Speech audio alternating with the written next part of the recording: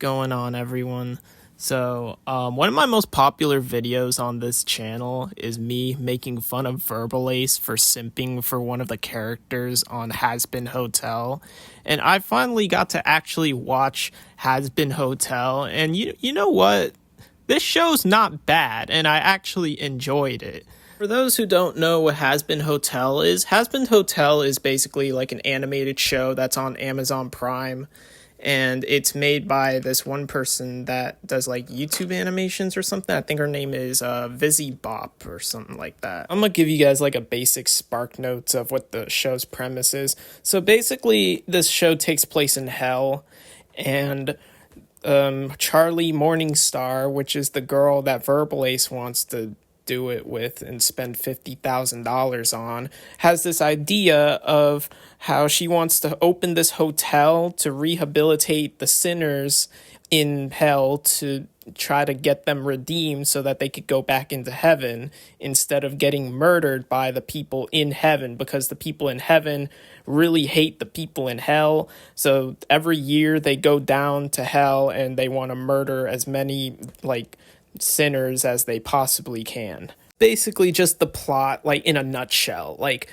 if without spoiling anything, without describing the characters, that's like the main thing. This girl wants to set up like a hotel to rehabilitate the sinners, but I didn't mention anything about the characters. The characters are actually all really interesting in my opinion, and I think it's really cool. I think it's worth a watch. But something that's another thing with this show that I don't know if a lot of people are going to like is the fact that the show is a freaking musical. Personally, I'm not the biggest fan of musicals. To me, it's not like musicals aren't the worst thing ever. Like I like some of the Disney movies and stuff, and I watched West Side Story in theaters, and that was kind of fun.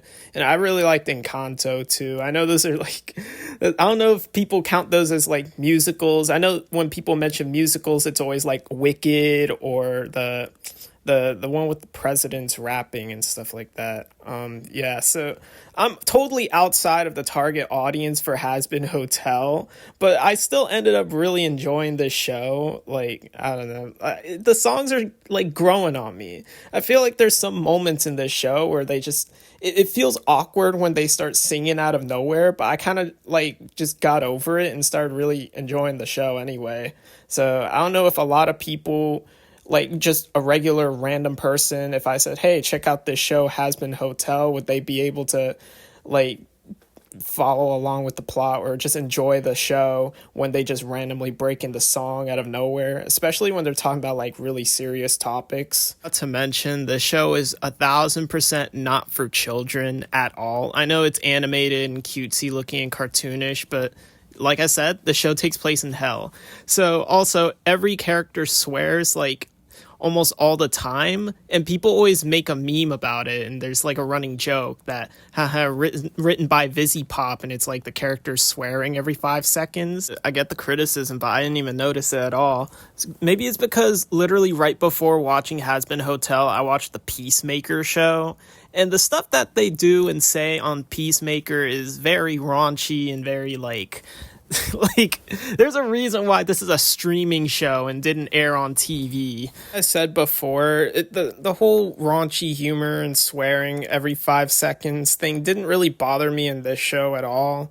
And like, it wasn't like how they say it in the meme, like where the characters swear unnecessarily all the time. Like, to me, it felt kind of necessary because I mean they're all in hell, you know. It makes sense. Why would they not be like that? Let's get back to topic. So Charlie here, like something that I think is interesting about Charlie is she's very like Disney coded in my opinion. Like she reminds me of like every single Disney princess ever if they were like sucked into hell and they have like all these good intentions and stuff. So that's why she's opening this like hotel, and she does sing like most of the songs in this show.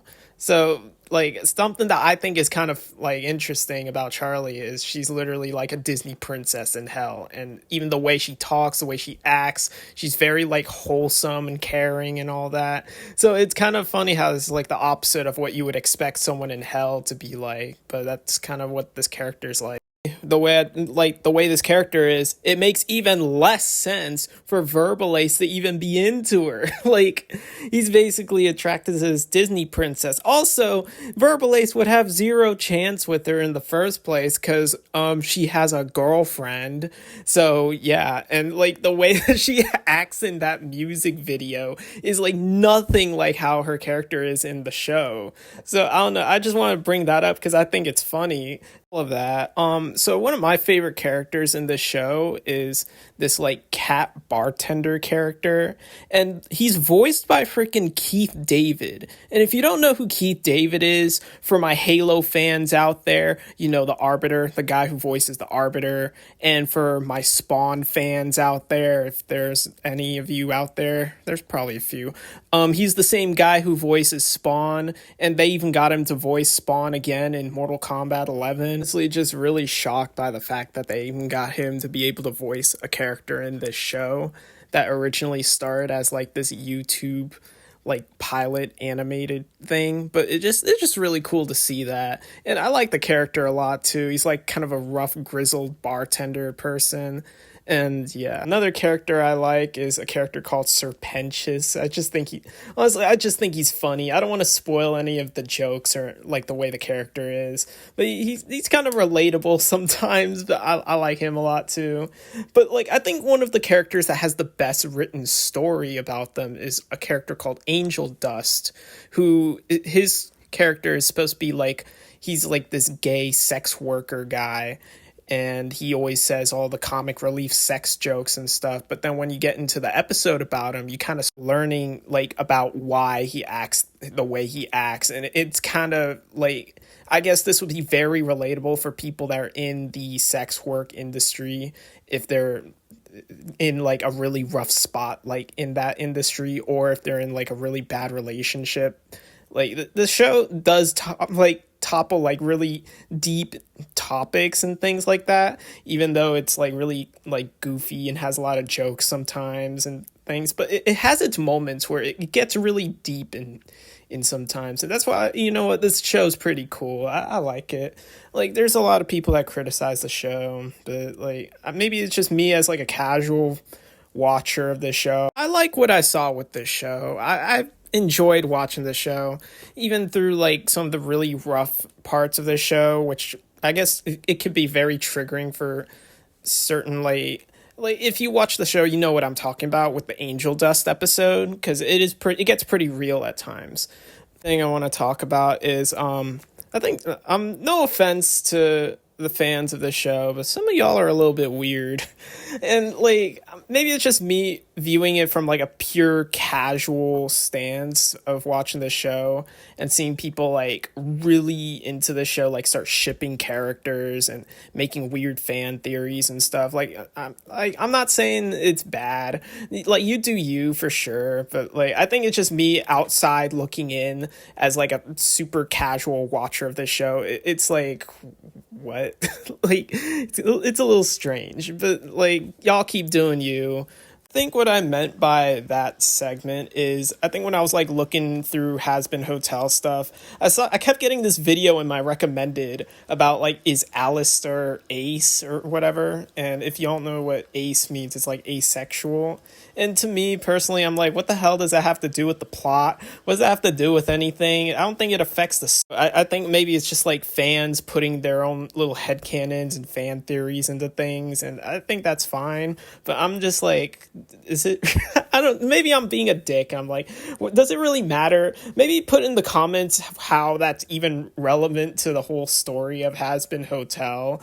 I mean, maybe it's good for representation. I wouldn't be surprised if he even is ace, but I just think it's weird seeing this video on my recommendeds. Like, yeah, but anyway, this show's pretty good. I recommend y'all watching it. Thanks for listening to me yap for freaking 9 minutes long. Now, I am asking you to subscribe. Because I'm asking everyone to subscribe. That was a bad Serpentious impression, but you get the point. Sub for more. Maybe I'll upload more. Bye-bye. I got you, thin golf boy. I wanna hear about your trip across the galaxy. fog